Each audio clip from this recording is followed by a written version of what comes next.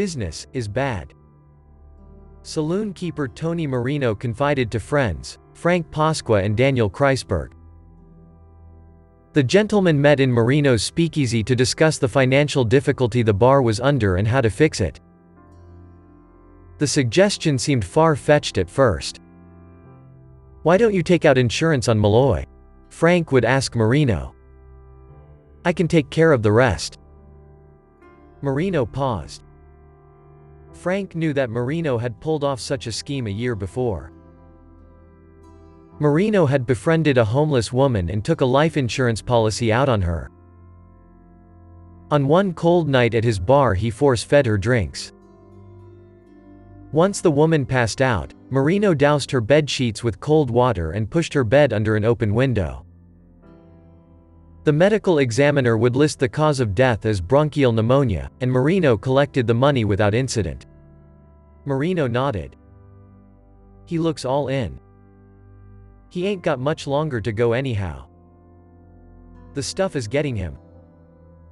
The men looked at each other in agreement, nodding, setting forth a chain of events that would earn Michael Malloy cult immortality by proving him nearly immortal. Over the next 5 months, the co-conspirators secured 3 life insurance policies on Michael Malloy. The gentlemen recruited Joseph Murphy, a bartender at Marino's, to identify the deceased as Michael Malloy and claim to be his next of kin and beneficiary. If all went according to plan, the crew would split $3,576. About $54,000 in today's dollars, after the death of Michael Malloy. Tony Marino gifted Michael Malloy with an open tab. He told Malloy that competition from other saloons had forced him to ease the rules.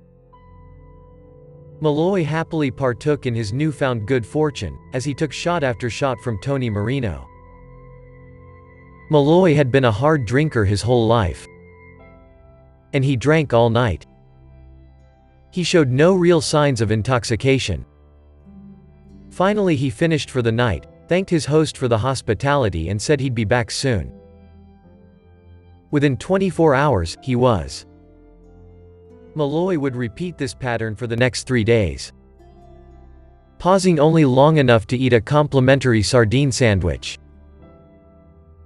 Marino and his accomplices were baffled at the amount of alcohol Malloy was consuming without what seemed like any effect. The men started to grow impatient. Tony Marino suggested that the crew just shoot Michael Malloy in the head, but Murphy offered a more subtle approach. The men would exchange Malloy's whiskey and gin shots with shots of wood alcohol. Drinks containing just 4% wood alcohol could cause blindness, and by 1929 more than 50,000 people nationwide had died from the effects of pure alcohol. They would serve this alcohol to Malloy straight. Marino thought this was a brilliant idea, declaring, "Give all of the drinks you want, and let him drink himself to death. Feed him with alcohol cocktails and see what happens." The next night when Malloy arrived, Marino started out with a few shots of cheap whiskey to get him feeling good and then switched him over to wood alcohol. The crew watched as Malloy drank shot after shot of the alcohol and asked for more. Night after night, the scene repeated itself. As fast as Marino could pour the drinks, Malloy would consume them. Until one night Malloy fell to the floor. The crew stood silent, staring at the drunk body by their feet. They checked for a pulse. The man's breathing was labored and slow. They decided to wait. Any minute now. The last jagged breath. Kua. He began to snore and would wake up some hours later. "Gimme some of the old regular, me lad." The plot to kill Michael Malloy was starting to become expensive. The open bar tab, the cans of wood alcohol and the monthly insurance premiums were starting to add up. Marino feared his speakeasy would go bankrupt. The group decided to switch up the plan. Malloy had a well-known taste for seafood. Why not poison oysters and serve them up to the unknowing Malloy? As planned, Malloy ate them one by one, savoring each bite, and washed them down with the wood alcohol.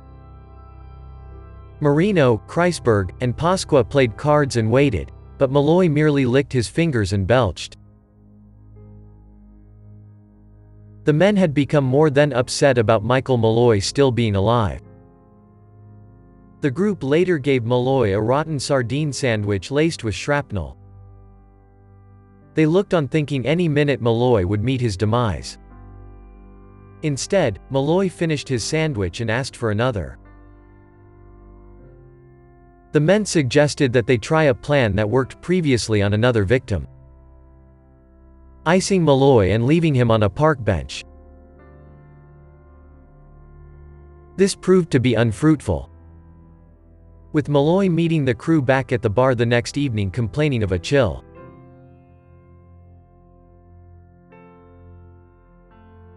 As another month passed and another insurance premium was due, the group became more desperate.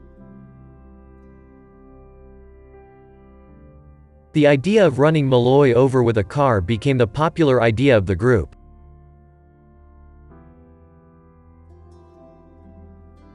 They would bring on another friend to help in the hit and run.